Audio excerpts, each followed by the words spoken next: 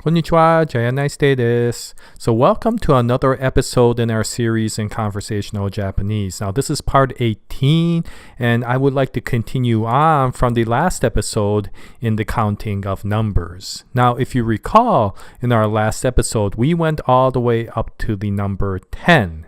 And what I would like to do in this episode is to continue on and at least give you an idea of how to count all the way up to 100 million.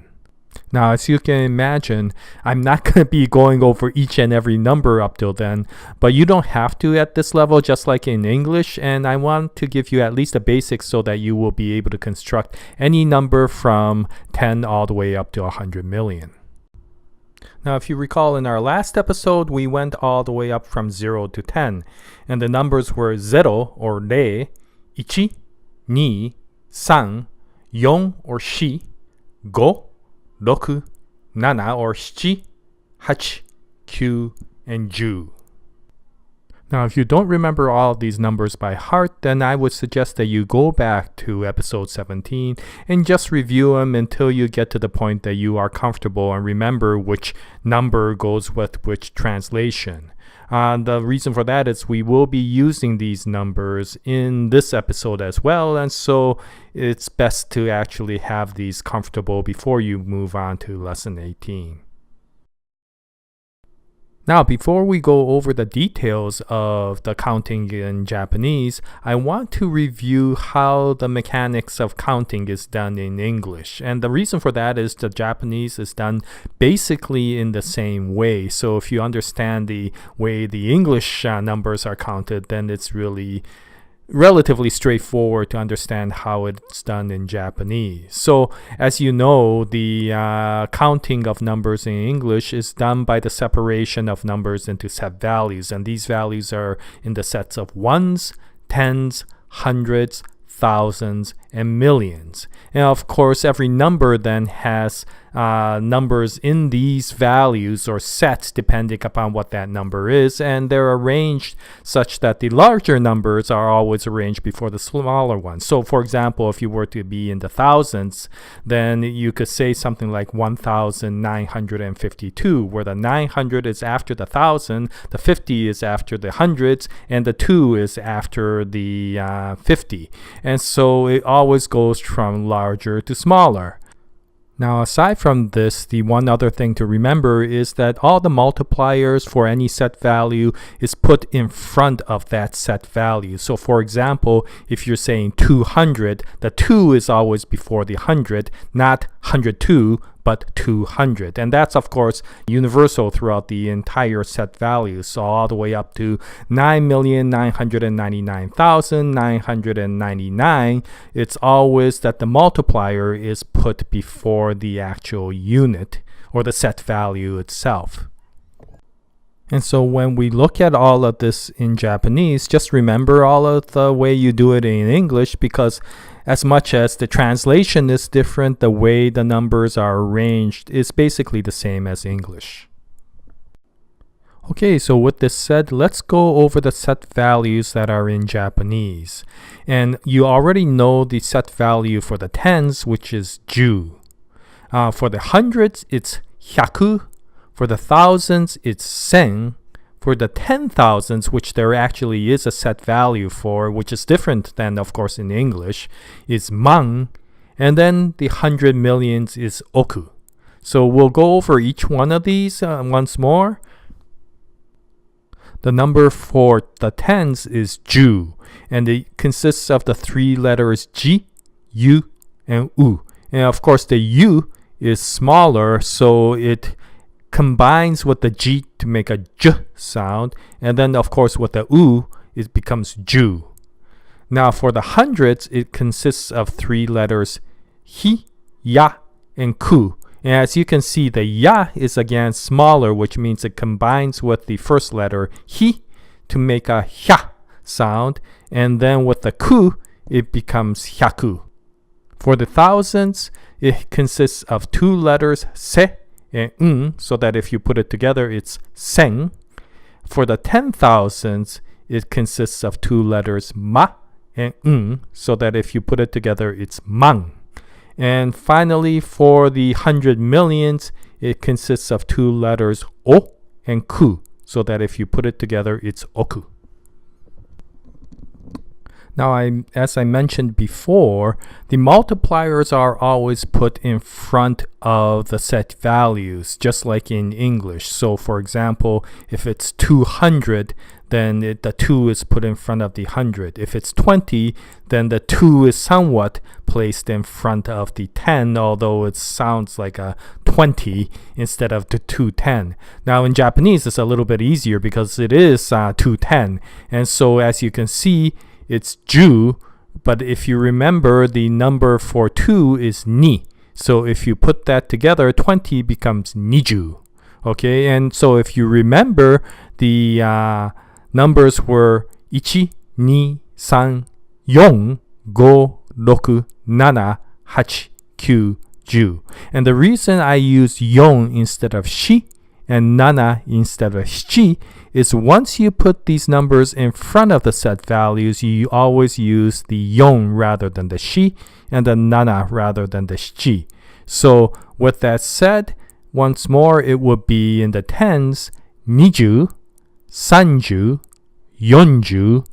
40, 50, 60, 70, 80, 90.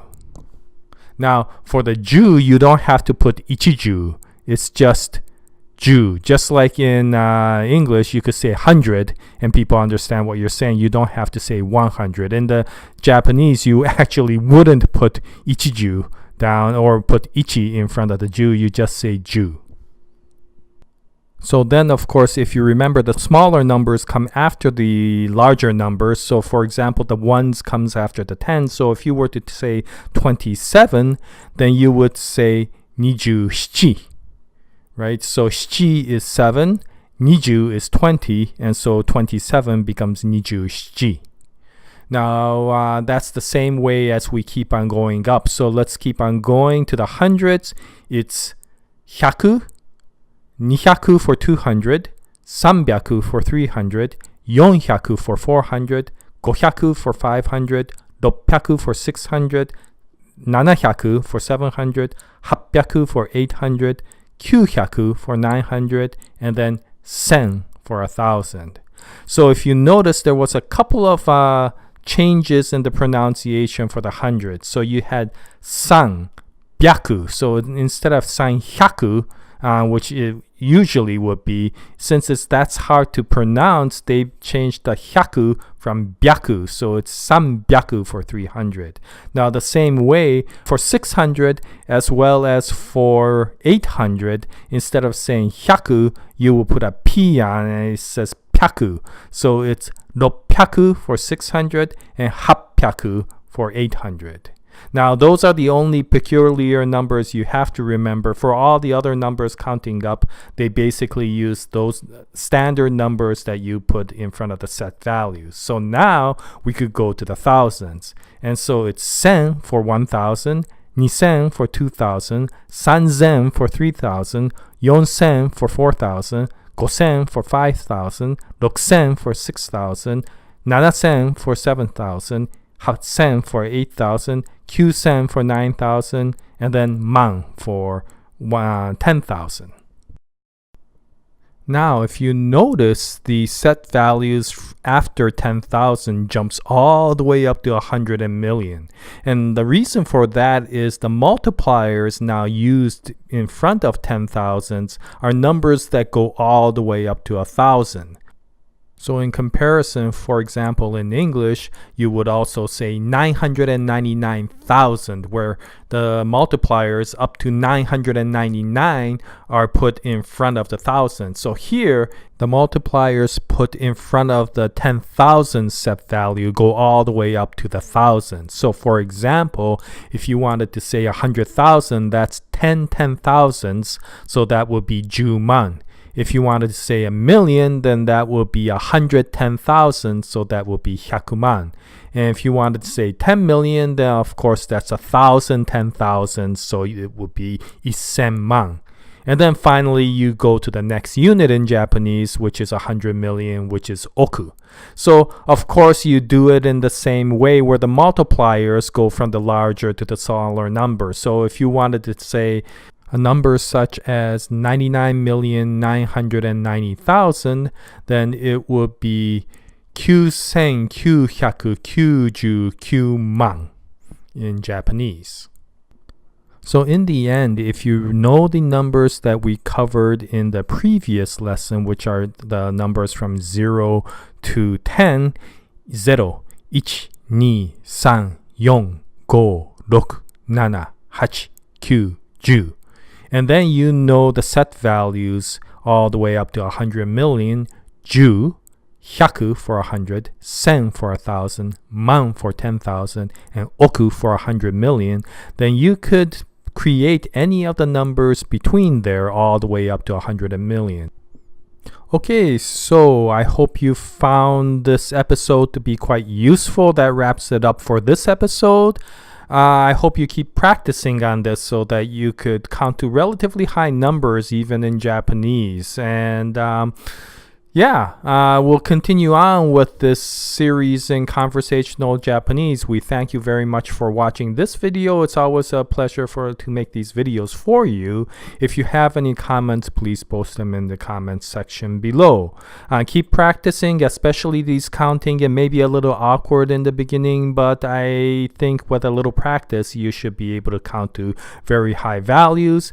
And then maybe in the future videos, we'll talk about counting items, depending upon what items you're talking about, such as people, animals, vehicles, age, things. The counting system changes a little bit, especially in the suffix of what you put after the counting values. So we could go back to that in a future video, but keep practicing so that you can count all the way up to some very high numbers. Okay, so that's it for this video. Thank you very much once again. And until the next video, we wish you all the best. And as always, Jaya, nice day, everyone. Sayonara.